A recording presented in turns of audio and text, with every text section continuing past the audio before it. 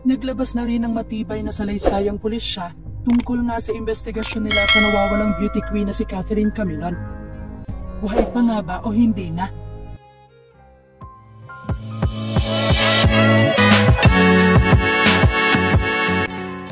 Sinagot na yan ng pulisya matapos matukoy ang sasakyang ginamit nito bago mawala. Dito nila binanggit kung ano ang posibleng lagay nito. Isang pulis ang natag bilang person of interest sa kaso ng nawawalang Miss Grand Philippines 2023 candidate na si Catherine Camilon. Nangako si Philippine National Police Chief General Benjamin Acorda Jr. na papalagutin ng pulis kung may ebidensyang nag-uugnay sa kanya sa pagkawala ni Catherine. "We will not tolerate any wrongdoing," sinabi ni General Acorda sa isang press briefing.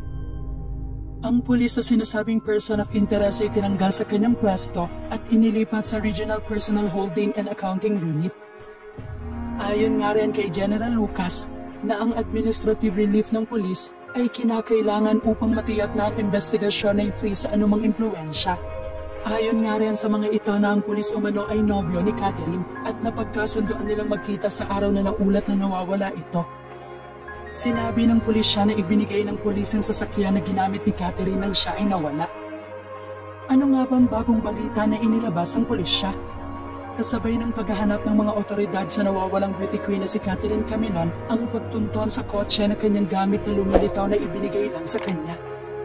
Pero ang nakasaad na address ng may-ari na nakalagay sa deed of sale ng sasakyan, lumalabas sa investigasyon na hindi totoo. Sa press conference noong Biyernes, sinabi ni Police Regional Office 4A Chief Police Brigadier General Paul Kenneth Lucas na kumikilos na ang Philippine National Police Highway Patrol Group para mahanap ang may-ari ng sasakyan bago napunta kay Catherine.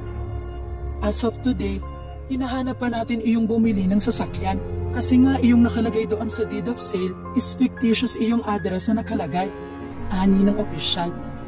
So iyong HPG, sila po iyong naghahanap ngayon noong tao na nakalagay sa deed of sale ng sasakyan ni Catherine, dagdag pa ni General Lucas. Nauna nang inihayag ng pulisya na isang pulis na umanay karelasyon ni Catherine ang person of interest sa pagkawala ng beauty queen na isa ring guro sa Tuy, Batangas. Ang naturang pulis ang umanay nagbigay kay Catherine ng sasakyan na kanyang gamit nang umalis siya ng bahay at nagpaalam na may kakatagpuin sa Batangas City noong October 12. Sa CCTV footage sa mga lugar na dinaanan ng sasakyan ni Catherine, lumilitaw na may kasama siya sa sasakyan. Ayon pa nga kay General Lucas, lahat ng mga na-interview natin ay nagsasabi na siya ang huling kasama nitong si Miss Catherine. Base na rin sa mga text messages at base na rin sa nakuha natin sa ACG, napalitan nila ng text messages din sa isang kaibigan niya. Kung kailan sila unang nagkita, saan sila nagkakilala, kasama po ito sa investigasyon na ginagawa.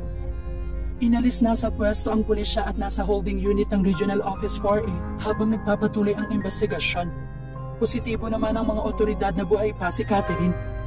Samantala, bibigyan ng police protection ng pamilya ni Catherine Camilon nang tukuyin na isang pulis ang person of interest sa pagkawala nito.